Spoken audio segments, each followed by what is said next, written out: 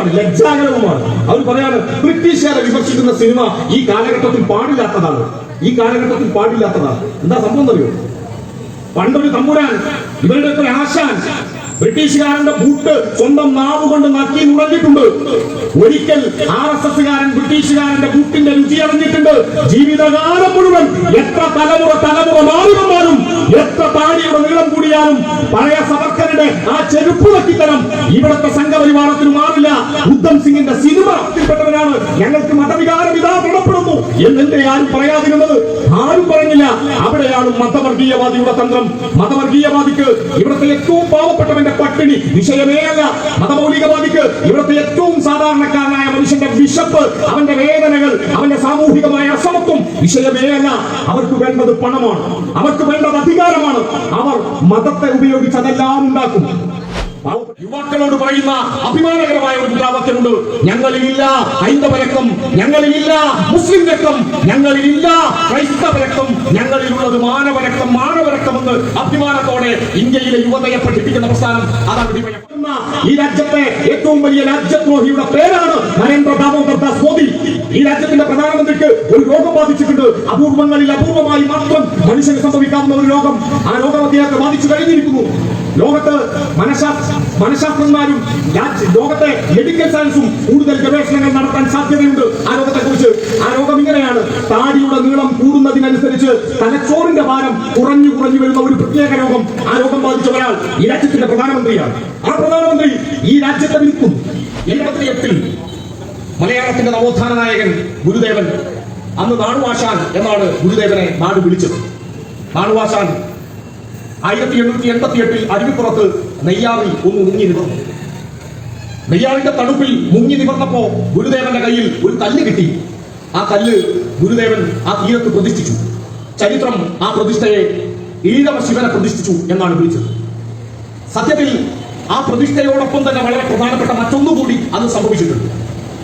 മലയാളത്തിന്റെ നവോത്ഥാന നായകൻ നാരായണ ഗുരു മലയാളിക്ക് നൽകിയ ഏറ്റവും മൗലികമായ ഒരു സന്ദേശമായിരുന്നു.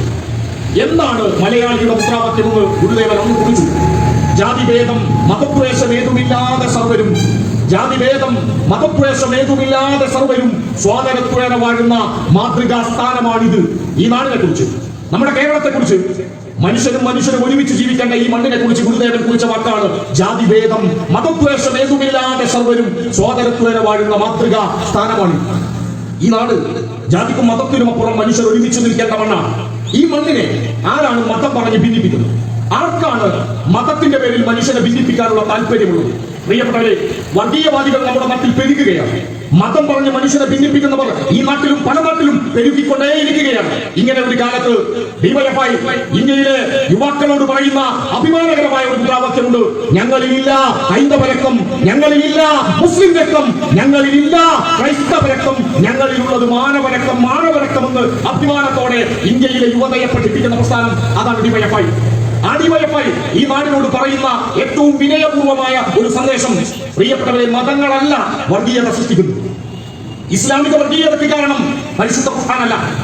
ഹൈന്ദവ വർഗീയതയ്ക്ക് കാരണം ഭാരതീയ തത്വസംഹിതകളല്ല. ഈ നാടിനകത്ത് വളർന്നു വരുന്ന ഒരു മതത്തിന്റെയും വർഗീയത ആ മതങ്ങളുടെ ഗ്രന്ഥങ്ങളിൽ നിന്ന് ഉത്ഭവിച്ചു വന്നതല്ല. പിന്നെ എവിടെ നിന്നാണ്? നോക്കൂ നിങ്ങൾ, നമ്മുടെ രാജ്യത്ത് പച്ചക്ക് വർഗീയത പറയുന്ന മനുഷ്യർക്ക് ഒരു തന്ത്രമുണ്ട്, വളരെ ലളിതമായ തന്ത്രം. അതെവിടെയായാലും അവരെങ്ങനെയാണ് പ്രയോഗിക്കുക? അത് നിങ്ങൾ ഒരുമിച്ച് പണിയെടുക്കുന്ന നിങ്ങളുടെ ഈ തൊഴിലിടങ്ങളിലായാലും നമ്മുടെ വിദ്യാഭ്യാസ സ്ഥാപനങ്ങളിലായാലും നമ്മൾ ഒരുമിച്ച് കളിക്കുന്ന കളിസ്ഥലങ്ങളിലായാലും വർഗീയവാദിയുടെ തന്ത്രം വളരെ ലളിതം. ആ വർഗീയവാദി അവരുപയോഗിക്കുന്ന ഒരു വാക്കുണ്ട്, നമ്മൾ എന്ന വാക്കാണ്. എവിടെയായാലും വർഗീയവാദി ഉപയോഗിക്കുന്ന വാക്ക് നമ്മളാണ്. വി ഫീലിംഗ്, നമ്മൾ വികാരം. നമ്മൾ മുസ്ലിങ്ങളുണ്ടല്ലോ, നമ്മുടെ പ്രയാസങ്ങൾക്ക് കാരണം അപ്പുറത്തുള്ള ഹിന്ദുവാണ്. നമ്മൾ ഹിന്ദു ഉണ്ടല്ലോ, നമ്മുടെ പ്രയാസങ്ങൾക്ക് കാരണം അപ്പുറത്തുള്ള മുസ്ലിമാണ്. നമ്മൾ ഇന്ന ജാതിക്കാരുണ്ടല്ലോ, നമ്മുടെ എല്ലാ പ്രയാസങ്ങൾക്കും കാരണം മറ്റേ ജാതിക്കാരനാണ്. മനുഷ്യനോട് വെറുപ്പാണ് വർഗീയവാദിയുടെ തന്ത്രം. വെറുപ്പ് ഉൽപ്പാദിപ്പിക്കലാണ്. അപരനോടുള്ള വെറുപ്പാണ് വർഗീയവാദിയുടെ തന്ത്രം. എന്താണ് മതം? നാരായണ ഗുരുദേവൻ ആത്മീയതയ്ക്ക് നൽകിയ നിർവചനമുണ്ട് ഈ നാട്ടിൽ. ആത്മോപദേശ ശതകത്തിൽ ഗുരുദേവൻ കുറിച്ച വാക്കിങ്ങനെയാണ്: അവനവന് ആത്മസുഖത്തിനാചരിപ്പത് അവനന്റെ സുഖത്തിനായി ഭവിച്ചിടണം. നിങ്ങൾ നടന്നു പോകുന്ന വഴിയിൽ ഒരു കല്ല് കാണും, ഒരു മുള്ളു കാണും. ആ കല്ലോ മുള്ളോ വഴിയിൽ നിന്ന് എടുത്തു മാറ്റുന്നത് പുണ്യകർമ്മമാണ്. അത് നിങ്ങൾക്ക് സ്വർഗം കിട്ടാൻ കാരണമാകും എന്ന് പഠിപ്പിച്ച ഒരാളുണ്ട്, പ്രവാചകൻ മുഹമ്മദ് നബി. അപരനോടുള്ള സ്നേഹമാണ് മതത്തിന്റെ സന്ദേശം.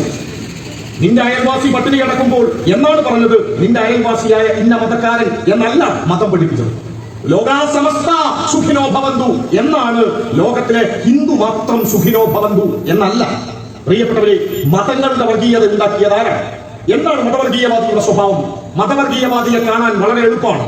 മതവർഗീയവാദിക്ക് മതം ഉള്ളിലുണ്ടാവില്ല, പുറമേ ഉണ്ടാകും. അവർ മതത്തിന്റെ ഷോ കാണിക്കും. മതത്തെ അവർ പ്രചരണായുധങ്ങളാക്കും. മതത്തെ പുറമേക്ക് ഉപയോഗിക്കുകയും മതം മുന്നോട്ട് വെക്കുന്ന സാമൂഹിക ദർശനത്തെ, മതം മുന്നോട്ട് വെക്കുന്ന മാനവിക ചിന്തയെ പൂർണ്ണമായും നിരാകരിക്കുകയും ചെയ്യുന്നതാരാണോ അവനാണ് വർഗീയവാദി. എന്താണ് വർഗീയത? വർഗീയതക്കെതിരായ സംഗമമാണിത്. എന്താണ് വർഗീയത? വർഗീയതക്ക് നമുക്ക് നൽകാവുന്ന ഏറ്റവും ലളിതമായ ഒരു നിർവചനം, മതവിശ്വാസത്തെയോ മതപരമായ ആചാര അനുഷ്ഠാനങ്ങളെയോ മതപരമായ ചിഹ്നങ്ങളെയോ രാഷ്ട്രീയമോ സാമ്പത്തികമോ ആയ ലാഭങ്ങൾക്ക് വേണ്ടി പ്രയോജനപ്പെടുത്തുന്നത് ആരാണോ അവനാണ് വർഗീയവാദി എന്നാണ്. മതത്തെ രാഷ്ട്രീയ ആയുധമാക്കുന്നത് ആരാണോ അവർ വർഗീയവാദികളാണ്. മതത്തെ സാമ്പത്തിക ലാഭങ്ങൾക്ക് വേണ്ടി ഉപയോഗിക്കപ്പെടുത്തുന്നത് ആരാണോ അവർ വർഗീയവാദികളാണ്. ഈ നാട്ടിൽ മതം എന്നത് അടിസ്ഥാനപരമായി മനുഷ്യന്റെ ഹൃദയത്തെ ശുദ്ധീകരിക്കലാണ്. ശബരിമലയുടെ 18ാം പടി കാണുന്ന അയ്യപ്പ ഭക്തൻ മാണ്ഡുക്യോപനിഷത്തിലെ ഒരു വാക്ക് അവിടെ കുറിച്ചു വെച്ചത് കാണാനാകും. അത് തത്വമസി എന്നാണ്. നീ എന്താണോ അന്വേഷിക്കുന്നത് അത് നിന്റെ ഉള്ളിലാകും. അള്ളാഹു നിങ്ങളുടെ ശരീരങ്ങളിലേക്ക് നോക്കില്ല, നിങ്ങളുടെ ഹൃദയങ്ങളിലേക്ക് നോക്കൂ എന്ന് പഠിപ്പിച്ചത് ഇസ്ലാമാണ്. ഒരു മതവും നിങ്ങളോട് പറഞ്ഞില്ല നിങ്ങളുടെ ഷോ, നിങ്ങളുടെ പുറമോടി, നിങ്ങൾ കാണിക്കുന്ന ഈ കാട്ടിക്കുട്ടലുകൾ അതാണ് മതത്തിന് വേണ്ടത്, ഈശ്വരന് വേണ്ടത് എന്നൊരു മതവും പറഞ്ഞില്ല. എന്നാൽ വർഗീയവാദിക്ക് വേണ്ടത് മതത്തിന്റെ ഈ പ്രകടനപരതയാണ്, മതത്തിന്റെ ഈ ഷോ ആണ്. അവർ മതത്തിന്റെ പേരിൽ മനുഷ്യരെ ഇങ്ങനെ സംഘടിപ്പിക്കും. അവർ മതത്തിന്റെ പേരിൽ മറ്റു മനുഷ്യരോടുള്ള വെറുപ്പ് ഉൽപ്പാദിപ്പിക്കും. അവർ നിരന്തരം പറയും നമ്മൾ ഹിന്ദു, നമ്മൾ മുസ്ലിം, നമ്മൾ ക്രൈസ്തവർ എന്ന് നമ്മൾ എന്ന് നിരന്തരം പറയുകയും അപരനോട്, മറ്റൊരു മനുഷ്യനോട് വെറുപ്പോടെ നിരന്തരം അവർ സംസാരിക്കുകയും ചെയ്യും. നോക്കൂ നിങ്ങൾ, ഈ കോവിഡ് കാലത്ത് നമ്മുടെ രാജ്യത്തിന്റെ തെരുവിൽ എത്രയോ മനുഷ്യർ പട്ടിണി കിടന്ന് മരിച്ചില്ല. രാജ്യത്തെ ഭരണകൂടം നോട്ടു നിരോധനം നടപ്പിലാക്കിയപ്പോ രാജ്യത്തിന്റെ തെരുവിൽ എത്രയോ മനുഷ്യർ വഴി നിന്ന് തളർന്നു വീണ് മരിച്ചില്ലേ? ഓർമ്മയില്ലേ നിങ്ങൾക്ക് ഈ കോവിഡ് കാലത്ത് രാജ്യത്തിന്റെ തെരുവുകളിലൂടെ മനുഷ്യർ ഉത്തർപ്രദേശിൽ, മഹാരാഷ്ട്രയിൽ, ബീഹാറിൽ, രാജ്യത്തെ പല പുഴകളിൽ, രാജ്യത്തിന്റെ പുണ്യനദിയാണ് ഗംഗ, രാജ്യത്തെ പ്രധാനപ്പെട്ട നദിയാണ് യമുന. ഗംഗയിലും യമുനയിലും മനുഷ്യന്റെ ശവങ്ങൾ ഇങ്ങനെ ഒഴുകി നടന്നത് പ്രിയപ്പെട്ടവരെ നമ്മൾ കണ്ടില്ലേ? ഓർക്കുന്നില്ലേ നിങ്ങൾ? സ്വന്തം അമ്മയുടെ മൃതദേഹം ചുമരിൽ ഇങ്ങനെ ചുമന്ന് നടന്നിട്ട്, സ്വന്തം കൂടപ്പിറപ്പിന്റെ മൃതദേഹം മയ്യത്തിങ്ങനെ ചുമരിൽ ഇങ്ങനെ കൊണ്ടു നടന്നിട്ട് അന്താരാഷ്ട്ര മാധ്യമങ്ങൾ പോലും ആ വിഷ്വൽ ഇങ്ങനെ ക്യാച്ച് ചെയ്യുന്ന സമയത്ത്, ആ വിഷ്വൽ ഇങ്ങനെ പകർത്തുന്ന സമയത്ത് സ്വന്തം അമ്മയുടെ, സ്വന്തം കൂടപ്പിറപ്പിന്റെ, സ്വന്തം കൂട്ടുകാരന്റെ മൃതദേഹം പുഴയിലേക്ക് വലിച്ചെറിയുന്ന കാഴ്ച ഈ രാജ്യം കണ്ടതല്ലേ? എന്റെ ശബ്ദം കേൾക്കുന്ന പ്രിയപ്പെട്ടവർ പരിശോധിക്കൂ. ഈ വലിച്ചെറിയപ്പെട്ടത് ഞങ്ങൾ ഹിന്ദുവിന്റെ മയ്യത്താണ്, ഹിന്ദുവിന്റെ മൃതദേഹമാണ്, ഇത് മുസ്ലിമിന്റെ ഡെഡ്ബോഡിയാണ്. ഞങ്ങൾ മുസ്ലിങ്ങൾ ഇതാ വേദനിക്കുന്നു, ഞങ്ങൾ ഹിന്ദുക്കൾ ഇതാ വേദനിക്കുന്നു, ഞങ്ങൾ ഹിന്ദുവിനോട് ഇങ്ങനെ ചെയ്യാൻ പാടില്ല എന്നേതെങ്കിലും ഒരു ഹിന്ദു സംഘടന, എന്നേതെങ്കിലും ഒരു മതമൗലികവാദ സംഘടന പറഞ്ഞത് നിങ്ങൾ ആരെങ്കിലും കേട്ടോ? ഉണ്ടല്ലോ അങ്ങനെ. ഈ പുഴയിലൂടെ ഇങ്ങനെ ഒഴുകി പോകുന്നത് എന്റെ മതത്തിൽപ്പെട്ടവനാണ്, ഞങ്ങൾക്ക് മതവികാരം ഇതാ വ്രണപ്പെടുന്നു എന്നെ ആരും പറയാതിരുന്നത്? ആരും പറഞ്ഞില്ല. അവിടെയാണ് മതവർഗീയവാദിയുടെ തന്ത്രം. മതവർഗീയവാദിക്ക് ഇവിടുത്തെ ഏറ്റവും പാവപ്പെട്ടവന്റെ പട്ടിണി വിഷയമേ അല്ല. മതമൗലികവാദിക്ക് ഇവിടുത്തെ ഏറ്റവും സാധാരണക്കാരനായ മനുഷ്യന്റെ വിശപ്പ്, അവന്റെ വേദനകൾ, അവന്റെ സാമൂഹികമായ അസമത്വം വിഷയമേ അല്ല. അവർക്ക് വേണ്ടത് പണമാണ്, അവർക്ക് വേണ്ടത് അധികാരമാണ്. അവർ മതത്തെ ഉപയോഗിച്ച് അതെല്ലാം ഉണ്ടാക്കും. പാവപ്പെട്ട മനുഷ്യർ അവരുടെ പേരിൽ അവരോടൊപ്പം ഇങ്ങനെ ചേരും. അങ്ങനെ ചേരുമ്പോൾ നഷ്ടപ്പെടുന്നത് നമ്മുടെ ഒരുമ. ആ ഒരുമ തകർക്കാനുള്ള സകല ശ്രമങ്ങളെയും ചെറുക്കാനുള്ള കരുത്ത് നമുക്കുണ്ടാവും. വയലാറ് പാടിയിട്ടുണ്ട്, സ്നേഹിക്കയില്ല ഞാൻ നോവുമാത്മാവിനെ, സ്നേഹിച്ചിടാത്തൊരു തത്വശാസ്ത്രത്തെയും. ഈ നാടിനകത്ത മനുഷ്യന്റെ വേദന തിരിച്ചറിയാത്ത, മതം പറഞ്ഞ് ഭിന്നിപ്പിക്കുന്ന സകല ഭിന്നിപ്പിനാശയങ്ങളെയും ചെറുക്കാൻ പ്രിയപ്പെട്ടവരെ നമുക്ക് കരുത്തുണ്ടാവണം. ആ കരുത്തിന്റെ പേരാണ് ഇടതുപക്ഷം. ഈ നാട്ടിലും ഉണ്ടാവും പലരും. CPIM-ന്റെ തകർച്ചയിൽ ആഘോഷിച്ചവർ. രാജ്യത്തിന്റെ പാർലമെന്റിൽ 543 ലോക്സഭാ എംപിമാരും 543 എംപിമാരിൽ ചെങ്കോടി പ്രസ്ഥാനത്തിന്റെ എംപിമാരുടെ എണ്ണം വെറും 3ആണ്. CPIM-ന്റെ എംപിമാർ. CPIക്ക് വേറൊരു 3 കൂടി ഉണ്ട്. അത്രയേ ഉള്ളൂ ഇടതുപക്ഷം. ത്രിപുര, രാജ്യത്തെ ഇടതുപക്ഷം ദീർഘകാലം ഭരിച്ച സ്ഥലം. ത്രിപുരയിൽ ഇടതുപക്ഷം പരാജയപ്പെട്ടപ്പോ എന്റെ തൊട്ടടുത്ത MLA ഉണ്ട്, ഞങ്ങൾ നിലമ്പൂരിന്റെ തൊട്ടടുത്ത ഏറനാടിന്റെ MLA. അയാളുടെ നാട് എടവണ്ണയാണ്, ഞാൻ വരുന്ന പ്രദേശം. ആ എടവണ്ണ അങ്ങാടിയിൽ ത്രിപുരയിൽ CPM നേതൃത്വം നേതൃത്വത്തിലുള്ള ഇടതുപക്ഷം തെരഞ്ഞെടുപ്പിൽ തോറ്റപ്പോ പച്ച ലഡു വിതരണം ചെയ്ത് ആഘോഷങ്ങളോടെ പടക്കം പൊട്ടിച്ച മുസ്ലിം ലീഗുകാരെ ഞങ്ങൾ കണ്ടതാണ്. ത്രിപുരയിൽ ഇടതുപക്ഷം പരാജയപ്പെട്ടപ്പോ തകർക്കപ്പെട്ടത് ലെനിന്റെ പ്രതിമയാണ്. ലെനിന്റെ പ്രതിമ തകർത്ത സംഘപരിവാരക്കാരൻ അവിടെ അവസാനിച്ചില്ല. അവൻ ലെനിന്റെ പ്രതിമ തകർത്ത് തമിഴ്നാട്ടിലേക്ക് പോയി തന്തൈ പെരിയോർ ഇ.വി. രാമസ്വാമി നായ്ക്കരുടെ പ്രതിമയാണ് പിന്നീട് തകർത്തത്. അവിടെ ഇരുന്നില്ല. അവർ അംബേദ്കറുടെയും ഗാന്ധിയുടെയും ജ്യോതിബ ഫൂലെയുടെയും എല്ലാം പ്രതിമകൾക്ക് നേരെ അവരിങ്ങനെ ആക്രമണങ്ങൾ നടത്തിക്കൊണ്ടേയിരുന്നു. ലെനിന്റെ പ്രതിമ ഒരു പ്രതിനിധാനമായിരുന്നു. ഈ രാജ്യത്തെ മതനിരപേക്ഷതയുടെ പ്രതിനിധാനം, ഈ രാജ്യത്തെ ഇടതുപക്ഷത്തിന്റെ പ്രതിനിധാനം. CPIM-ന്റെ ഓഫീസുകൾ ഓരോന്നോരോന്നായി അഗ്നിക്കിരയാക്കിയപ്പോ ഈ നാടിനകത്തെ കോൺഗ്രസും ലീഗും ആഘോഷിച്ചു. ഇടതുപക്ഷം ഇതാ ത്രിപുരയിൽ ഇല്ലാതാകുന്നു, ആഘോഷങ്ങൾ നടത്തി. CPIM-ന്റെ നേതാക്കന്മാർ അങ്ങാടിയിലേക്ക് ഇറങ്ങിയപ്പോ ഞങ്ങളുടെ നേതാക്കന്മാരെ സംഘപരിവാരത്തിന്റെ ആൾക്കൂട്ടം പോലീസുകാരുടെ സഹായത്തോടുകൂടി ക്രൂരമായി മർദ്ദിക്കുന്ന കാഴ്ച സാമൂഹിക മാധ്യമങ്ങളിലൂടെ വന്നപ്പോ അതിനിടയിൽ ഇവിടുത്തെ ലീഗും കോൺഗ്രസും പോപ്പുലർ ഫ്രണ്ടും ജമാഅത്തും CPM-നെ നിങ്ങൾ തീർന്നു എന്ന ആഘോഷത്തോടെ പറഞ്ഞു. ഞങ്ങൾ അവസാനിക്കുമ്പോ അവസാനിച്ചു പോവുക ഞങ്ങളുടെ പാർട്ടി ആയിരിക്കില്ല എന്ന് ത്രിപുര പാഠം പഠിപ്പിക്കുന്നു നമ്മെ. CPM-ന്റെ പതാക ഒന്ന് തകർന്നപ്പോ, CPM-ന്റെ ഓഫീസുകൾ ഇങ്ങനെ നിന്ന് കത്തിയപ്പോ, ഞങ്ങളുടെ നേതാക്കന്മാർ പുറത്തിറങ്ങിയപ്പോ ആക്രമിക്കപ്പെട്ടപ്പോ ഞങ്ങളല്ല ഇല്ലാതാക്കപ്പെട്ടത്. പ്രിയപ്പെട്ടവരെ നോക്കൂ, ദീർഘകാലം ഇടതുപക്ഷം ഭരിച്ച ത്രിപുരയിൽ ഒരു വർഗീയ കലാപവും സംഭവിച്ചില്ല. എന്നാൽ CPM-ന്റെ പതാകകൾ, CPM-ന്റെ ഓഫീസുകൾ, ഇടതുപക്ഷത്തിന്റെ നേതാക്കന്മാർ ആക്രമിക്കപ്പെട്ടതിനെ തുടർന്ന് അവിടെ ആക്രമിക്കപ്പെട്ടത് അവിടുത്തെ മുസ്ലിമിന്റെ പള്ളികളാണ്, അവിടുത്തെ അമ്പലങ്ങൾ, അവിടുത്തെ ആരാധനാലയങ്ങളാണ്.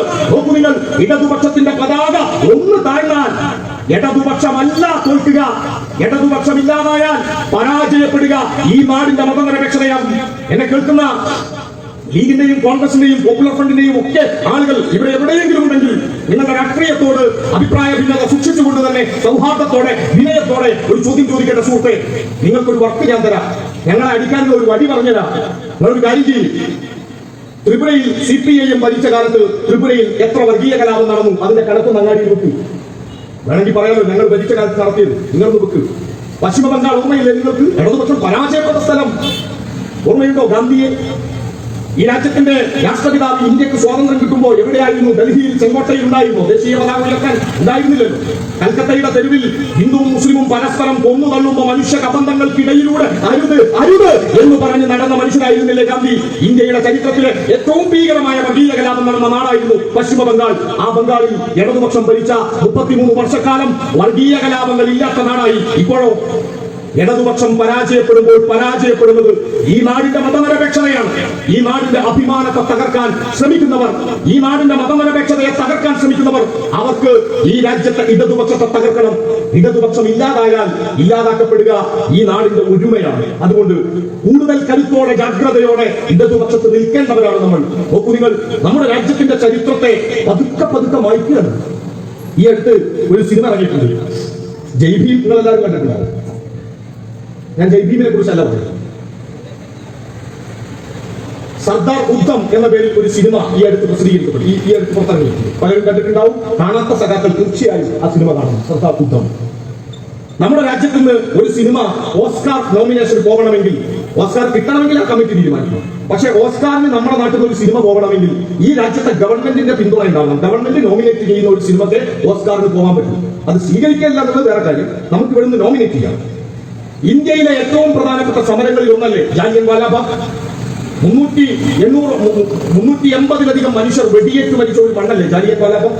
ആ ജാലിയൻ വാലാബാഗിന്റെ സമയത്ത് തന്റെ കൂടപ്പുറപ്പും സഹോദരങ്ങളും താൻ പ്രണയിച്ച പെൺകുട്ടിയും എല്ലാം നഷ്ടപ്പെട്ടപ്പോ ആ മണ്ണിൽ ഒരു ചെറുപ്പക്കാരനുണ്ടായിരുന്നു. ആ ചെറുപ്പക്കാരന്റെ പേര് സർദാർ ഉദ്ധം സിംഗ് എന്നാണ്. ആ ഉദ്ധം സിംഗ് ലണ്ടനിലേക്ക് വണ്ടി കയറുകയും ലണ്ടനിൽ പോയി ഈ വെടിവെപ്പിന് കാരണക്കാരനായ ബ്രിട്ടീഷുകാരൻ ജനറൽ ഡയറിനെ വെടിവെച്ച് കൊല്ലുകയും ചെയ്തു. ഞാൻ പറയുന്നത് ഇത്രയേ ഉള്ളൂ. ഈ കഥ പറയാനല്ല, എന്റെ ശബ്ദം കേൾക്കുന്ന പ്രിയപ്പെട്ട ഈ നാടിനകത്തെ മനുഷ്യരൊന്ന് ആലോചിക്കാനാണ്. ഈ സിനിമ ഓസ്കാർ നോമിനേഷൻ പോയാൽ ആർക്കെങ്കിലും പ്രയാസമുണ്ടോ? നിങ്ങൾ ആ സിനിമ കണ്ട ആളുകളുണ്ടോ? കണ്ട ആളുകൾക്കറിയാം, ഗംഭീര സിനിമ. നിങ്ങൾ തീർച്ചയായും ആ സിനിമ കാണണം. സർദാർ ഉദ്ധം. ബ്രിട്ടീഷുകാരന്റെ കോടതി ചോദിക്കാണ്, നിങ്ങൾ എന്തിനാണ് ഇത് ചെയ്തത്? എന്താ നിങ്ങളുടെ പേര്? ഉദ്ധം സിംഗ് പറഞ്ഞ മറുപടിയുണ്ട്, എന്റെ പേര് റാം മുഹമ്മദ് ആസാദ്. റാം മുഹമ്മദ് സിംഗ് ആസാദ് എന്ന് ബ്രിട്ടീഷുകാരന്റെ കോടതിയിൽ തന്റെ പേര് മതനിരപേക്ഷതയുടെ പേരായി അടയാളപ്പെടുത്തിയ ചെറുപ്പക്കാരൻ ഭഗത് സിംഗ്, ഊർജ്ജമായ ചെറുപ്പക്കാരൻ, ഭഗത് സിംഗിന്റെ കൂടെ പ്രവർത്തിച്ച സ്വീകരിച്ചവൻ. ആ ചെറുപ്പക്കാരന് ഭഗത് സിംഗിനെ ആവേശമായി സ്വീകരിച്ച ആ ചെറുപ്പക്കാരന് ഈ രാജ്യത്തിന്റെ ചരിത്രത്തിൽ നിർണായകമായ സ്ഥാനമുണ്ട്. ആ സിനിമ ബ്രിട്ടീഷുകാരെ വിമർശിക്കുന്നു എന്ന ഒറ്റ കാരണം കൊണ്ട് ഓസ്കാർ നോമിനേഷൻ പറഞ്ഞേക്കാത്ത ഒരു ഗവൺമെന്റ് ഉണ്ട് പ്രിയപ്പെട്ടവരെ ഇന്ത്യയിൽ. ഇന്ത്യ ഗവൺമെന്റ് പറഞ്ഞത് എന്താ അറിയോ? ഇത് നോമിനേഷൻ കൊടുക്കാതിരിക്കാൻ വേണ്ടി ഇന്ത്യ ഗവൺമെന്റ് പറഞ്ഞ മറുപടി, ആ സിനിമ ഗംഭീര സിനിമയാണ്, ഞാൻ വീണ്ടും പറയാം. ആ സിനിമക്ക് ഓസ്കാർ നോമിനേഷൻ കൊടുക്കാതിരിക്കാൻ കേന്ദ്ര സർക്കാർ പറഞ്ഞ മറുപടി വളരെ രസകരമാണ്, ലജ്ജാകരവുമാണ്. അവർ പറയാണ് ബ്രിട്ടീഷുകാരെ വിമർശിക്കുന്ന സിനിമ ഈ കാലഘട്ടത്തിൽ പാടില്ലാത്തതാണ്, ഈ കാലഘട്ടത്തിൽ പാടില്ലാത്തതാണ്. എന്താ സംഭവം അറിയോ? പണ്ടൊരു തമ്പുരാൻ, ഇവരുടെ ഒരു ആശാൻ ബ്രിട്ടീഷുകാരന്റെ ബൂട്ട് സ്വന്തം നാവ് കൊണ്ട് നക്കി നുടഞ്ഞിട്ടുണ്ട്. ഒരിക്കൽ RSSകാരൻ ബ്രിട്ടീഷുകാരന്റെ ബൂട്ടിന്റെ രുചി അറിഞ്ഞിട്ടുണ്ട്. ജീവിതകാലം മുഴുവൻ എത്ര തലമുറ മാറി വന്നാലും, എത്ര താടിയുടെ നീളം കൂടിയാലും പഴയ സവർക്കറുടെ ആ ചെരുപ്പ് വക്കിത്തരം ഇവിടുത്തെ സംഘപരിവാരത്തിന് മാറില്ല. ഉദ്ധം സിംഗിന്റെ സിനിമ പ്രവേശിപ്പിക്കാൻ നോമിനേറ്റ് ചെയ്യാൻ അനുവദിക്കാതിരുന്നത് അതുകൊണ്ടാണ്. ഈ രാജ്യത്തിന്റെ ചരിത്രത്തെ പൂർണ്ണമായും മായ്ക്കുകയാണവർ. ഈ രാജ്യത്തിനൊരു ചരിത്രമുണ്ട്. നിങ്ങൾ അസുരൻ എന്നൊരു തമിഴ് സിനിമ കണ്ടിട്ടുണ്ടാവും. ചെരിപ്പിട്ട് പുറത്ത് അങ്ങാടിയിലൂടെ നടക്കാൻ കഴിയാത്ത കാലം ജയ്ദീപ് കണ്ടവരാണ് നമ്മൾ. നമ്മുടെ നാടിനകത്ത് ജാതീയത എത്രമാത്രം ഭീകരമാണ് ഇപ്പോഴും എന്ന് കാണിച്ചു തരുന്നു ആ സിനിമ. നോക്കൂ പ്രിയപ്പെട്ടവരെ, ഈ കേരളവും അങ്ങനെയായിരുന്നു. മാറുപറക്കാൻ അവകാശമില്ലാത്ത മണ്ണിന്റെ പേരായിരുന്നു കേരളം. സ്വന്തം അമ്മയുടെ, സ്വന്തം കൂടപ്പുറത്തിന്റെ, സ്വന്തം സഹോദരിയുടെ ഭാര്യയുടെ മുലക്ക് നികുതി കൊടുക്കേണ്ടി വന്ന മുലക്കരം ഉണ്ടായിരുന്ന നാടിന്റെ പേരാ ഈ കേരളം. മുലക്കരം എന്ന നികുതി ഉണ്ടായിരുന്നു. ഭൂനികുതിയുണ്ട്, കെട്ടിട നികുതിയുണ്ട്. സ്വന്തം കൂടപ്പുറപ്പിന്റെ മാറിന് നികുതി കൊടുക്കേണ്ടി വന്ന മണ്ണ് എങ്ങനെ മാറി? ഏത് തമ്പുരക്കെന്താ മന്ത്രം ഉച്ചരിച്ചു മാറ്റിയതായത്? ഈ നാടിന് നവോത്ഥാനത്തിന്റെ തുടർച്ചയുണ്ടായി. ഇതെല്ലാം കമ്മ്യൂണിസ്റ്റുകാരാണ് എന്ന് ഞങ്ങൾ അവകാശപ്പെടുന്നില്ല. പക്ഷേ നവോത്ഥാനത്തിന്റെ തുടർച്ചയുണ്ടാക്കിയത് കമ്മ്യൂണിസ്റ്റുകാർ. നോക്കൂ നിങ്ങൾ, ഈ കേരളത്തിലെ ആദ്യത്തെ നിയമം 1956 നവംബർ മാസം 1 കേരളം ഉണ്ടായി. 1957 ഏപ്രിൽ മാസം 17 ഈ കേരളത്തിൽ ആദ്യത്തെ ഗവൺമെന്റ് ഉണ്ടായി. ഇന്ത്യയിൽ 14 സംസ്ഥാനങ്ങളാണ് ആദ്യം ഉണ്ടായിരുന്നത്. 14 എണ്ണം, ഇന്നത്തെ പോലെയല്ല. അതിൽ 13 കോൺഗ്രസ്. എന്നെ കേൾക്കുന്ന കോൺഗ്രസിന്റെ പ്രിയപ്പെട്ട ചങ്ങാതിമാർ ആരെങ്കിലും ഉണ്ടെങ്കിൽ കോൺഗ്രസിന്റെ ചീത്ത എഴുതുന്നതാണ് പാർട്ടിന്റെ പോയി. വേറൊന്നുമല്ല, വെറുതെ നമ്മൾ ഈ പറഞ്ഞ ചങ്ങായി നാളെ പോയി BJP ക്ക്. അപ്പോൾ നിങ്ങൾ അവിടെ തന്നെ നിന്നോ? ഒരു ബ്ലാക്കിന്റെ ചങ്ങായിമാരാണ്, അതുകൊണ്ട് അവിടെ തന്നെ നിന്നോ. I go with BJP go with BJP ആവണ്ട, നിങ്ങൾ അവിടെ തന്നെ നിന്നോ. ഒന്നാലൊരു ചോദ്യം, ഇന്ത്യയിൽ 13 സംസ്ഥാനങ്ങളിൽ കോൺഗ്രസ് ഉണ്ടായിരുന്നു. ആദ്യത്തെ ഭരണം ഒറ്റത്തെ കമ്മ്യൂണിസ്റ്റുകാരുള്ളൂ. നമ്മൾ എന്തിനാന്നൊക്കെ ഇങ്ങനെ വെറുതെ ഈ പതാകത്തിങ്ങനെ ആവേശം കൊണ്ട് ഇങ്ങനെ നമ്മുടെ ചരിത്രം അറിഞ്ഞാണ്ടല്ലോ സഹകരണം. ഈ ജയ്ദീപിലെ ചരിത്രം മാത്രമല്ല, നമ്മളെ ചരിത്രം അറിഞ്ഞാൽ ഈ പാർട്ടിയുടെ കൊടിയെടുത്ത് നമ്മളിങ്ങനെ നെഞ്ചോട് ചേർത്ത് പിടിക്കും. കുറച്ചുകൂടി ആവേശത്തിനപ്പുറം അറിവ് നമുക്ക് ആയുധമായി മാറും. ഈ കേരളത്തിൽ കമ്മ്യൂണിസ്റ്റ് പാർട്ടിയുടെ ഗവൺമെന്റ് അധികാരത്തിൽ വന്നതിന്റെ 2ാം ദിവസം ഒരു ഓർഡിനൻസ് പുറത്തിറക്കി. നിയമം ആവുന്നതിന് മുമ്പാണ് ഓർഡിനൻസ് ഇറക്കി. എന്തായിരുന്നു അറിയോ? കുടിയിറപ്പ് നിരോധന നിയമം. അതൊരു ഓർഡിനൻസ് ആയിട്ട് ആദ്യം ഇറക്കി. ഈ നാട്ടിലെ ജന്മിമാർ നോക്കൂ നിങ്ങൾ, വാഴക്കുല എന്നൊരു കവിതണ്ട്. ചങ്ങമ്പുഴ എന്ന മലയാളത്തിന്റെ പ്രിയപ്പെട്ട പ്രണയകാവ്യങ്ങൾ എഴുതിയ ആളാണല്ലോ ചങ്ങമ്പുഴ. അദ്ദേഹത്തിന്റെ ശവകുടീരത്തിൽ പക്ഷേ അദ്ദേഹത്തിന്റെ രമണനിലെ വരികളല്ല, വാഴക്കുലയിലെ വരികളാണ്. ഇതിനൊക്കെ പ്രതികാരം ചെയ്യാതടങ്ങുമോ പതിതരെ നിങ്ങൾ തൻ പിന്മുറക്കാർ. ആ പതിതരുടെ, ആക്രമിക്കപ്പെട്ട ദലിതന്റെ, വേട്ടയാടപ്പെട്ട ആദിവാസിയുടെ, ഏറ്റവും പാവപ്പെട്ട കർഷകന്റെ പിന്മുറക്കാർ ഈ മണ്ണിനകത്ത് അധികാരത്തിൽ വന്നു. അങ്ങനെ കേരളം ഉണ്ടാക്കിയ ആദ്യത്തെ നിയമം കുടിയിറപ്പ് നിരോധന നിയമമാണ്. ഇടതുപക്ഷത്തിന്റെ ബദൽ. നോക്കൂ നിങ്ങൾ, കേരളം ഇപ്പോഴും ബദലാണ്. ആ കേരളത്തെ, ഇടതുപക്ഷത്തെ തകർക്കാനുള്ള ഗൂഢാലോചനകൾ ഈ രാജ്യത്ത് നടക്കുമ്പോൾ കൂടുതൽ കരുത്തോടെ, ആത്മവിശ്വാസത്തോടെ ഇടതുപക്ഷത്ത് നിൽക്കേണ്ടവരാണ് നമ്മൾ. നമ്മുടെ പ്രസ്ഥാനത്തിന്റെ ചെമ്പതാക ചുവന്നുപോയത് വെറുതെ ചുവന്ന കളർ കൊടുത്തതല്ല, ചുവപ്പ് കളർ തേച്ചു വെച്ചതല്ല. പുന്നപ്രയുണ്ട്, വയലാറുണ്ട്, കാവുമ്പായിണ്ട്, കരിവള്ളൂരുണ്ട്, കുത്തുപറമ്പുണ്ട്. രാജ്യത്തിന്റെ തെരുവുകളിൽ ഈ നാടിനകത്തെ പാവപ്പെട്ട മനുഷ്യർക്ക് വേണ്ടി സാമ്രാജ്യത്വത്തിനും ജന്മിത്വത്തിനും ഈ നാടിനകത്തെ വലതുപക്ഷ അജണ്ടകൾക്കുമെതിരായ പോരാട്ടങ്ങളിൽ രക്തസാക്ഷികളായ മനുഷ്യർ അവരുടെ കണ്ണിലെ ചോര കൊണ്ട്, നെഞ്ചിലെ കിനാവ് കൊണ്ട് ചുവപ്പിച്ചതാ ആ ചെമ്പതാക. ഈ മണ്ണിനകത്തെ മനുഷ്യർ ആരടാ എന്ന് ജന്മിത്തപ്പുരാൻ ചോദിച്ചപ്പോ ഞാനെന്ന് പറയാനാവാതെ വളഞ്ഞ നട്ടലോട് കുനിഞ്ഞ ശിരസോടെ ഇങ്ങനെ ഒച്ചാനിച്ചു നിന്നിരുന്നു. ഒരു കാലത്ത് ആരാന്ന് ചോദിച്ചാൽ ഞാനെന്ന് പറയുന്നത് മഹാപാപമായിരുന്നു. മലയാളത്തിലെ ആദ്യ നോവലുകൾ നമ്മൾ നോക്കിയാൽ കാണാം. ഈ ഇന്ദുലേഖ എന്ന നോവലിൽ മാധവൻ എന്ന കഥാപാത്രമുണ്ട്. സൂര്യ നമ്പൂതിരിപ്പാടെന്ന അമ്മാവനോട് മാധവൻ ഞാൻ എന്ന് പറഞ്ഞതോടെ ആ കുടുംബത്തിൽ വലിയ കച്ചറയായി. നിങ്ങൾ പലരും വരിക്കാശ്ശേരി മന സിനിമയിലൊക്കെ കണ്ടിട്ടുണ്ടാവും, നേരിട്ടും കണ്ടിട്ടുണ്ടാവും. വരിക്കാശ്ശേരി മനയിൽ പോയി സെൽഫി എടുത്ത് പോരുന്ന ആളുകൾ. വരിക്കാശ്ശേരി മനയിൽ വേറൊരു ചരിത്രം കൂടിയുണ്ട്. ഒരു ചെറുപ്പക്കാരൻ 70 കൊല്ലങ്ങൾക്ക് മുമ്പ് ഒറ്റപ്പാലത്ത്, വരിക്കാശ്ശേരി മന നിൽക്കുന്ന പ്രദേശം ഒറ്റപ്പാലം പ്രദേശം, ആ പ്രദേശത്ത് പോയിട്ട് ഒരു കടയിൽ പോയിട്ട് ഉപ്പ് തരുമോ എന്ന് ചോദിച്ചു. ഉപ്പ്. ശിവരാമൻ എന്നാണ് ആ ചെറുപ്പക്കാരന്റെ പേര്. ഉപ്പ് തരുമോ എന്ന് ചോദിച്ചതിന് ശിവരാമനെ കൊന്നുകളഞ്ഞ നാടിന്റെ പേരാണ് കേരളം. നിങ്ങൾ ഒക്കുക, നിങ്ങൾ എങ്ങനെ നിങ്ങളായെന്ന് കടമനിട്ട ചോദിക്കുന്നു. എങ്ങനെയാണ് നമ്മൾ ഇങ്ങനെയായത്? നവോത്ഥാനത്തിന്റെ തുടർച്ചയിൽ ഇടതുപക്ഷം ഈ മണ്ണിലുണ്ടായി. മനുഷ്യനായതുകൊണ്ടാണ്. ആരടാ എന്ന് ചോദിച്ച മനുഷ്യന് നിവർന്നു നിൽക്കാൻ ചെമ്പതാകയുടെ കരുത്ത് നൽകി AKG EMS കൃഷ്ണപിള്ളയും ഒക്കെ ആ ചെമ്പതാക ഇങ്ങനെ കൈകളിൽ ഏറ്റുവാങ്ങിയിട്ട വളഞ്ഞ ശിരസുള്ള കുനിഞ്ഞ നട്ടലുള്ള മനുഷ്യനിങ്ങനെ നിവർന്നു നിന്നിട്ട് ഞാനെന്ന് പറയാൻ പഠിച്ചത് നമ്മെ നിവർന്നു നിൽക്കാൻ പഠിപ്പിച്ച ഇടതുപക്ഷത്തിന്റെ കരുത്ത് നമ്മുടെ കൈകളിൽ നിന്ന് ചോർന്നുപോയാൽ പ്രിയപ്പെട്ടവരെ ഈ നാട്ടിലേക്ക് വരിക പഴയ ജാതീയതയുടെ ഇരുട്ടായിരിക്കും, പഴയ ഭ്രാന്തായിരിക്കും. ഈ മണ്ണിനകത്ത മനുഷ്യനെ മതം പറഞ്ഞ് തമ്മിലടിപ്പിക്കും. അങ്ങനെ സംഭവിക്കാതിരിക്കാൻ ഹിന്ദുവും മുസ്ലിമും ക്രിസ്ത്യാനിയും ഒക്കെ ഒരമ്മ പെറ്റ മക്കളെ പോലെ ഒരുമിച്ച് ജീവിക്കുന്ന ഒരു നല്ല നാടിനെ സൃഷ്ടിക്കാൻ കൂടുതൽ കരുത്തോടെ നമുക്ക് പൊരുതേണ്ടതുണ്ട്. അങ്ങനെ പൊരുതാൻ ഇവിടെ വളരുന്ന വർഗീയവാദത്തെ ചെറുക്കണം. അതാരുടേതായാലും ഒരു മതവർഗീയതയും മനുഷ്യനെ രക്ഷപ്പെടുത്തില്ല. നോക്കൂ നിങ്ങൾ, അഫ്ഗാനിസ്ഥാനിൽ താലിബാൻ എന്ന ഇസ്ലാമിക വർഗീയവാദികൾ ഭരണം പിടിച്ചു. അവരവരുടെ രാജ്യത്തിന് ഇസ്ലാമിക് റിപ്പബ്ലിക് ഓഫ് അഫ്ഗാനിസ്ഥാൻ എന്ന് പേര് കൊടുത്തു. സ്വാഭാവികമായും മുസ്ലിമിന്റെ രാജ്യമാണ്. മുസ്ലിമിന്റെ രാജ്യം വരുമ്പോൾ മുസ്ലിം രക്ഷപ്പെടണം. ഒന്നാം ലോക മഹായുദ്ധത്തിലോ രണ്ടാം ലോക മഹായുദ്ധത്തിലോ പോലും നമ്മൾ കാണാത്ത ഒരു കാഴ്ചയുണ്ട്. വിമാനത്തിന്റെ ചിറകിൽ തൂങ്ങിപ്പിടിച്ച മനുഷ്യർ, വിമാനത്തിന്റെ ടയറിൽ പറ്റിപ്പിടിച്ച് മനുഷ്യനിങ്ങനെ ആകാശത്തേക്ക് പോയിട്ട് ആകാശങ്ങളിൽ നിന്ന് താഴോട്ട് വീണ് ചിന്ന ഭിന്നമാക്കപ്പെട്ട മനുഷ്യ ശരീരങ്ങൾ നമ്മൾ കണ്ടത് മതത്തിന്റെ രാഷ്ട്രം വന്നപ്പോഴാണ്. ഇങ്ങനെ ഒരു മതരാഷ്ട്രം ഈ ഇന്ത്യയിൽ സംഭവിച്ചുകൂടാ. ഇന്ത്യ ഒരു ഹിന്ദു പാകിസ്ഥാൻ ആയിക്കൂടാ. ഇന്ത്യ ഒരു ഹിന്ദുത്വ താലിബാനസത്തിന്റെ കീഴിലേക്ക് പോയിക്കൂടാ. അങ്ങനെ സംഭവിക്കാതിരിക്കാൻ RSS അജണ്ടകളെ ചെറുക്കാൻ നമുക്ക് കരുത്തുണ്ടാവണം. എന്താണ് RSS? RSSകാർ പറയും അവർ ഹിന്ദുവിന്റേതാണ്. ആണോ? അങ്ങനെയെങ്കിൽ പ്രിയപ്പെട്ട RSSകാരാ, നിങ്ങൾ ഈ രാജ്യത്ത് ആദ്യം കൊന്നതാരെ? അമ്പലത്തിന്റെ മുറ്റത്ത് വെച്ച് ബിർളാ മന്ദിർ എന്നാണ് പേര്. ബിർളാ മന്ദിർ എന്നാൽ അമ്പലം എന്നാണ്. പ്രാർത്ഥനയ്ക്ക് പോകുമ്പോൾ പൂജാദ്രവ്യങ്ങൾ കയ്യിലുണ്ടാവും, പൂക്കളൊക്കെ. ഈ പൂജാദ്രവ്യങ്ങളുമായി പ്രാർത്ഥനയ്ക്ക് വേണ്ടി ക്ഷേത്രത്തിന്റെ മുറ്റത്തേക്ക് നടന്നു പോകുമ്പോൾ 78 വയസ്സായിരുന്നു അന്ന് ബാപ്പുജിയുടെ പ്രായം. 2 പെൺകുട്ടികൾ കൂടെയുണ്ട്, ആവയും മനുവും. ഇങ്ങനെ പതുക്കെ നടക്കുന്ന ഗാന്ധി അവസാന കാലങ്ങളിൽ നിരാഹാര സമരം കടന്നു. 78ാം വയസ്സിൽ നിങ്ങൾക്ക് സാധിക്കും. 78ാമത്തെ വയസ്സിൽ ഒരു മനുഷ്യൻ നിരാഹാരം കിടക്കുക. ആ നിരാഹാരത്തിനൊക്കെ ശേഷം എണീറ്റ ബാപ്പുജി അമ്പലത്തിലേക്ക് പ്രാർത്ഥനയ്ക്ക് പോകുമ്പോ ഗാന്ധിയുടെ ഇടനെഞ്ചിലേക്ക് 3 വെടിയുണ്ടകൾ ഇങ്ങനെ പാഞ്ഞു കയറി. നെഞ്ചു തുളഞ്ഞു. ഇടനെഞ്ചിൽ നിന്ന് ചോര ഇങ്ങനെ വാർന്നൊഴുകി. ഈ രാജ്യത്തിന്റെ രാഷ്ട്രപിതാവ് നെഞ്ചത്ത് കൈവച്ച് വിളിച്ചത് ഹേ റാം, ഹേ റാം, എന്റെ രാമ. ഗാന്ധി വിളിച്ചു രാമനെ. ഗാന്ധിയുടെ രാമനെ കൊന്നു തള്ളിയിട്ട RSS സമാജികൾ ഈ രാജ്യത്തിൽ ഗോഡ്സെയുടെ രാമനെ സ്ഥാപിക്കുന്നത്. സവർക്കർ ഗാന്ധിഘാതകനാണ്. ഗാന്ധിഘാതകന്മാർ ഈ രാജ്യത്തിന്റെ ഭരണാധികാരികളായി മാറുന്നു. ഈ രാജ്യത്തിന്റെ പൊതുമേഖലാ സ്ഥാപനങ്ങളെല്ലാം നാഷണൽ മോണിറ്റൈസേഷൻ പൈപ്പ് ലൈൻ എന്ന് പേരിട്ടുകൊണ്ട് വിറ്റു തുലക്കുന്നു. ഈ രാജ്യത്തെ വിൽപ്പനക്ക് വെക്കുന്ന ഈ രാജ്യത്തെ ഏറ്റവും വലിയ രാജ്യദ്രോഹിയുടെ പേരാണ് നരേന്ദ്ര ദാമോദർ ദാസ് മോദി. ഈ രാജ്യത്തിന്റെ പ്രധാനമന്ത്രിക്ക് ഒരു രോഗം ബാധിച്ചിട്ടുണ്ട്. അപൂർവങ്ങളിൽ അപൂർവമായി മാത്രം മനുഷ്യന് സംഭവിക്കാവുന്ന ഒരു രോഗം. ആ രോഗം അദ്ദേഹത്തെ ബാധിച്ചു കഴിഞ്ഞിരിക്കുന്നു.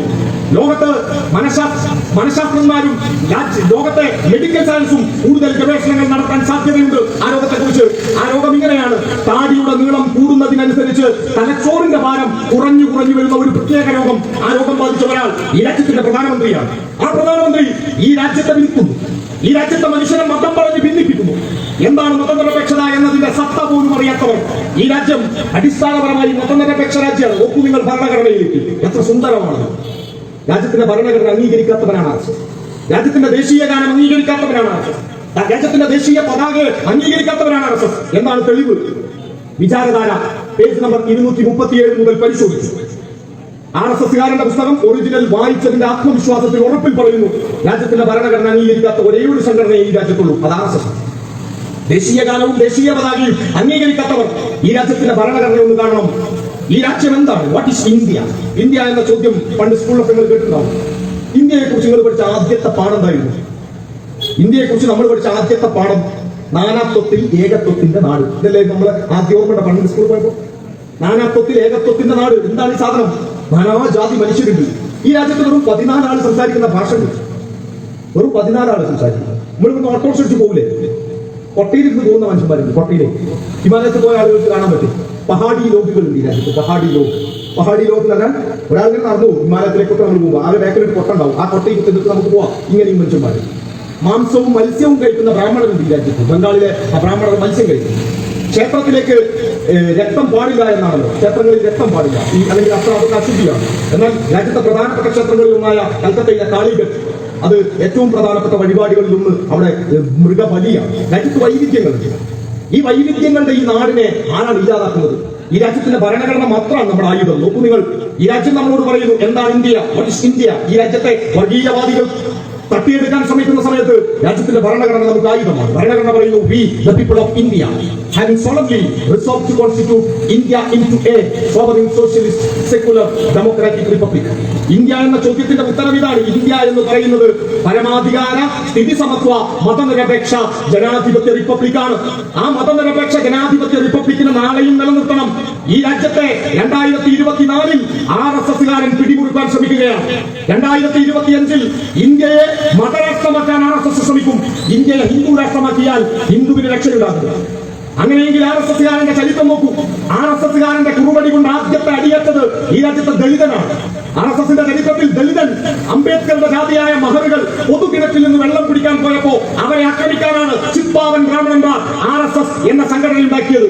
രാജ്യത്തിന്റെ ചരിത്രത്തിൽ എവിടെയും പങ്കില്ലാത്തവർ ഈ രാജ്യത്തെ വിൽപ്പനയ്ക്ക് വെക്കുകയും രാജ്യത്തെ മനുഷ്യരെ മതം പറഞ്ഞ് ഭിന്നിപ്പിക്കുകയും ചെയ്യുമ്പോൾ അതിനെതിരായ ചെറുത്തുനിൽപ്പ് കൂടുതൽ കരുത്തോടെ പ്രിയപ്പെട്ടവരെ നമുക്ക് മുന്നോട്ട് കൊണ്ടുപോകാനാവണം. അങ്ങനെ മുന്നോട്ട് കൊണ്ടുപോകാൻ സാധിച്ചില്ല എങ്കിൽ ത്രിപുരയിൽ വർഗീയ കലാപം ഉണ്ടാകുമ്പോ, മുസ്ലിമിന്റെ ആരാധനാലയങ്ങൾ തകർക്കപ്പെട്ടപ്പോ ഇവിടെ വലിയ രീതിയിൽ ആശങ്കപ്പെട്ട ആളുകൾ ഉണ്ടാകും. ഓർക്കുക, ചെമ്പതാക പാറുന്ന ഇടങ്ങളിൽ, ചെമ്പതാകത്ത് കരുത്തുള്ള ഇടങ്ങളിൽ ഹിന്ദുവിനും മുസ്ലിമിനും ക്രിസ്ത്യാനിക്കും ഒരുമിച്ച് നിൽക്കാനാകും. ക്രൈസ്തവർ ആക്രമിക്കപ്പെട്ടു ഒറീസയിൽ അവർക്ക് പ്രാർത്ഥിക്കാൻ ഇടമില്ലാതെ വന്നപ്പോ ആ പ്രാർത്ഥിക്കാൻ ഇടമില്ലാതെ വന്ന മനുഷ്യർക്ക് പ്രാർത്ഥിക്കാൻ CPIMന്റെ ഓഫീസ് ഒഴിഞ്ഞു കൊടുത്ത പ്രസ്ഥാനമാണ് കമ്മ്യൂണിസ്റ്റ് പാർട്ടി. ഇടതുപക്ഷത്തിനല്ലാതെ ഈ രാജ്യത്തെ മതനിരപേക്ഷതയെ സംരക്ഷിക്കാനാവില്ല. ഇടതുപക്ഷമില്ലാത്ത ഇന്ത്യക്ക് ഒരു പ്രസക്തി ഉണ്ടാവില്ല. അതുകൊണ്ട് കൂടുതൽ ജാഗ്രതയോടെ, കൂടുതൽ ഒരുമയോടെ നമുക്ക് ഇടതുപക്ഷ രാഷ്ട്രീയത്തെ ശക്തിപ്പെടുത്താനാവണം. മതവർഗീയതക്കെതിരായ ആയുധം ഇടതുപക്ഷമാണ്.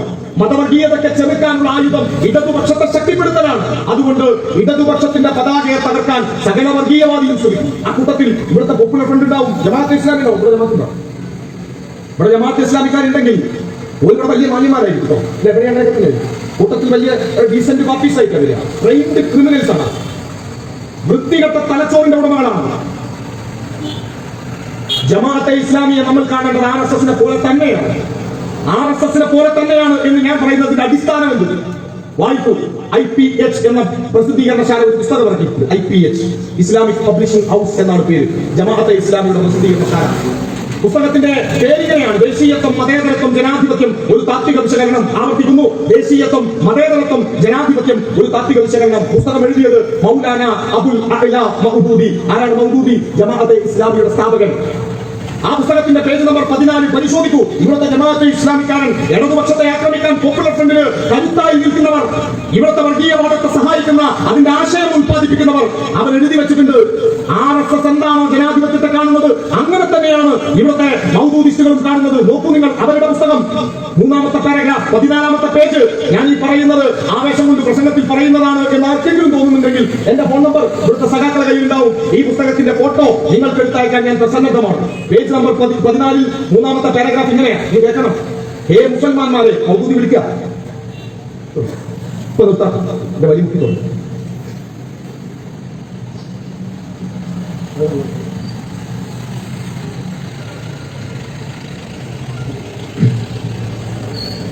ഹേ മുസൽമാന്മാരെ, നിങ്ങളോട് ഞാനിതാ തറപ്പിച്ചു പറയുന്നു, ആധുനിക മതേതരത്വവും ജനാധിപത്യവും നിങ്ങളുടെ ഇസ്ലാമിനും ഈമാനിനും ഘടകവിരുദ്ധമാണ്.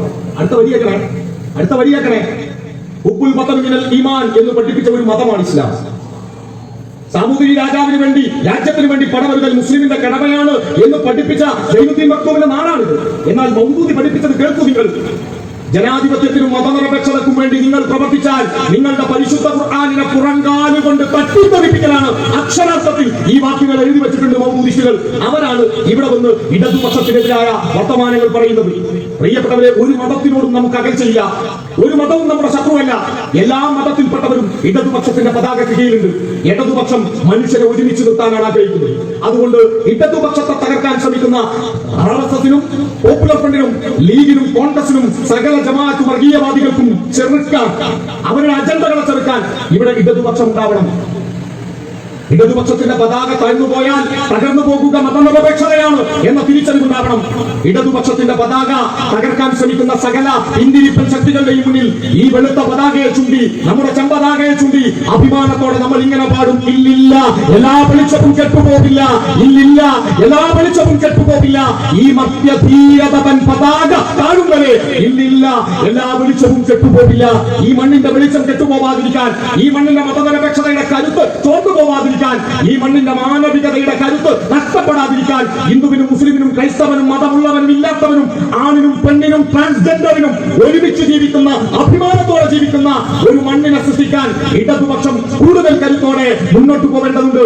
അതുകൊണ്ട് വരാനിരിക്കുന്ന കാലത്തെ മതനിരപേക്ഷ ഇന്ത്യയെ, ജനാധിപത്യ ഇന്ത്യയെ സംരക്ഷിക്കാനുള്ള പോരാട്ടങ്ങളിൽ ഇടതുപക്ഷത്തിന്റെ കൂടെ, ഡിവൈഎഫ്ഐയുടെ കൂടെ, സിപിഐഎമ്മിന്റെ കൂടെ ഈ നാട് കൂടുതൽ കരുത്തോടെ, അഭിമാനത്തോടെ, ജാഗ്രതയോടെ ഉണ്ടാവണമെന്ന് സ്നേഹത്തോടെ ഓർമ്മിപ്പിച്ചുകൊണ്ട് ഞാൻ വരുന്നത് നിലമ്പൂരിൽ നിന്നാണ്. ഞങ്ങളുടെ നിലമ്പൂരിൽ ഒരു പഴയ നാടകക്കാരനുണ്ടായിരുന്നു, EK അയമു എന്നാണ് നാടക പ്രവർത്തകന്റെ പേര്. ഒരു പലരും കേട്ടാണ്. EK അയമു പണ്ടൊരു നാടകം എഴുതി. ആ നാടകത്തിന്റെ തലക്കെട്ട് പറഞ്ഞ് ഞാൻ അവസാനിപ്പിക്കുന്നു. മനുഷ്യനാവണമെന്ന മുരുകൻ കാട്ടാക്കടയുടെ പാട്ട് ഈ നാടകത്തെ അധികരിച്ചുണ്ടാക്കിയതാണ്. ആ നാടകത്തിന്റെ തലക്കെട്ട് നാട്ടിലെ സാധാരണ മനുഷ്യർക്ക് മനസ്സിലാവുന്ന ഭാഷയിൽ EK അയമു ഇങ്ങനെ പറഞ്ഞു. അദ്ദേഹത്തിന്റെ നാടകത്തിന്റെ പേര് ഇങ്ങനെയാണ്: ഇജ്ജ് നല്ല മനുഷ്യനാവാൻ നോക്കൂ, ഇജ്ജ് നല്ല മനുഷ്യനാവാൻ നോക്കൂ. ഈ മതനിരപേക്ഷ സംഗമം ഔപചാരികമായി ഉദ്ഘാടനം ചെയ്തുകൊണ്ട് അവസാനിപ്പിക്കട്ടെ.